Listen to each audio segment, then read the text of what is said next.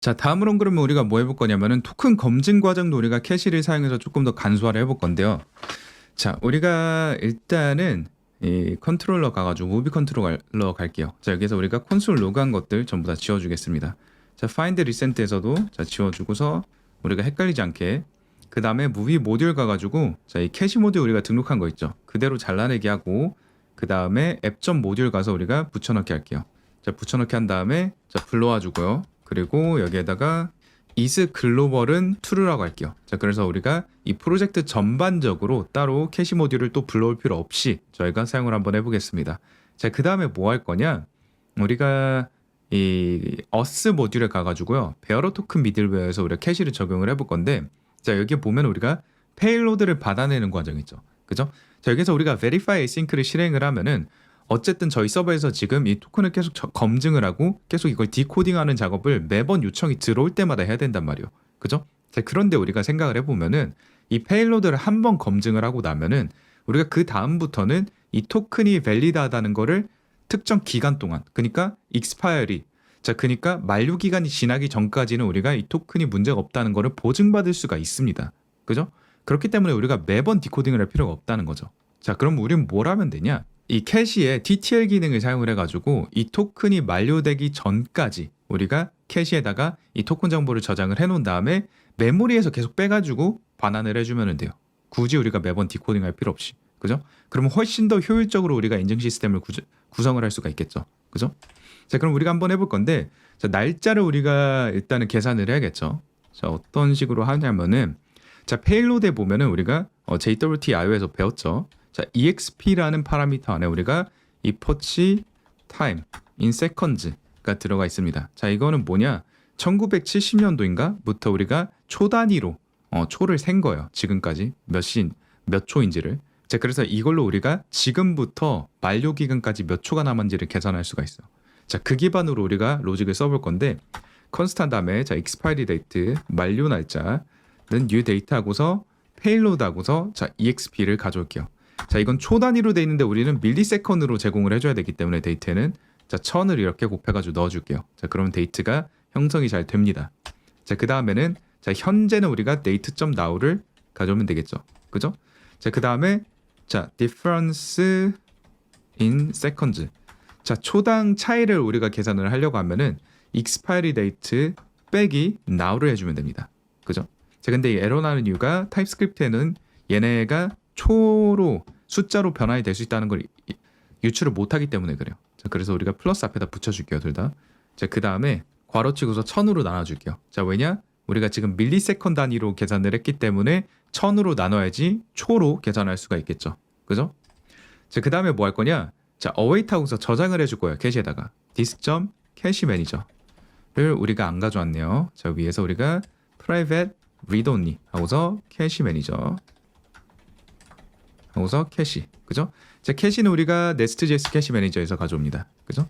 자, 인젝트 해주고서 자, 캐시 매니저 키로 가져오면 되겠죠. 그죠? 자, 그 다음에 쭉 내려가서 보면은 네, 캐시 매니저에서 점한 다음에 셋하고서 저장해줘야 되죠. 자, 이 키 이름을 뭘로 하냐는 뭐 아무렇게나 해도 돼요. 여러분 마음인데 저는 토큰 언더스코어 하고서 실제 토큰 값을 여기다 넣겠습니다. 자, 그리고 여기다 뭘 저장을 할 거냐? 페일로드를 그대로 저장을 할 거예요. 왜냐면 우리가 나중에 불러올 거기 때문에 여기 위에서. 자, 그 다음에 우리가 TTL을 정해줄 거야. TTL을. 자, TTL은 어떻게 정할 거냐? difference in seconds를 우리가 곱하기 1000을 다시 하면은 밀리세컨으로 우리가 바꿀 수가 있죠. 그죠? 자, 근데 TTL은 밀리세컨이니까 우리가 곱하기 1000 해가지고 밀리세컨으로 바꿔줘야 되는 거죠. 그죠? 자, 이렇게 해도 되는데 근데 약간의 안전 마진을 저는 가져가고 싶어요. 왜냐면은 우리가 여기에서 이 계산을 하는 순간부터 우리가 저장할 때까지 또 시간이 걸릴 수가 있으니까요. 자, 그래서 우리는 그냥 difference in seconds를 하지 않고 자, 여기에다가 한 30초 정도 빼겠습니다. 마이너스 30 이렇게. 그죠? 30초를 빼고서 그 값을 우리가 밀리세컨으로 이렇게 바꿀게요. 그죠? 자, 근데 이렇게 하게 되면은 우리가 뺐을 때 막 0이 되거나 아니면 마이너스가 될 수도 있죠. 자, 그걸 방지하기 위해서 max.min 한 다음에 자, 최소값 아니죠. 최대값 맥스 한 다음에 최소 1이도록 값이 자, 만약에 0이 되거나 마이너스 1이 되면 이쪽이 그러면은 더 큰 값이 1이니까 1이 반환이 되겠죠. 그죠? 자, 그래서 time to live는 최소 1ms이 되도록 저희가 이렇게 지정을 하도록 할게요. 자, 저장을 해주고요. 저장을 하면은 잘 실행이 될 거예요. 자, 근데 우리가 저장만 하는 게 아니고, 자, 위로 올라가가지고 여기서 우리가 확인도 해야겠죠. 자, 어떻게? 자, constant 다음에 cached payload 라고 할게요. 자, 그 다음에 await 하고서 this.cacheManager 하고 get 한 다음에, 자, 키 값을 우리가 어떻게 지정했었죠? 자, 이렇게 했죠. 그죠? 자, 이렇게 하고서 사실 위에다가 토큰 키라고 이렇게 저장을 해놓는 게 좋겠네요. 토큰 키. 그죠? 자, 이렇게 해주고 밑에도 우리가 토큰 키로 바꿔줄게요. 여기도 토큰 키. 토큰 키. 그죠? 자, 그래서 이렇게 넣어주고, 자, if 한 다음에 cached payload가 만약에 존재한다. 자, 만약에 존재하면 우리는 request.user에다가 우리가 cached payload를 그대로 넣어주면 됩니다. 자, 왜냐? 이거는 지금 우리가 이 값을 저장을 한 거잖아요. 그죠? 자, 그래서 우리가 실제로 verify한 값을 우리가 여기다 저장을 해놨기 때문에 그냥 그대로 불러와서 request.user에다 넣어주면 돼요. 그 다음에 그냥 return하고서 next 해버리면 됩니다. 자, 왜냐?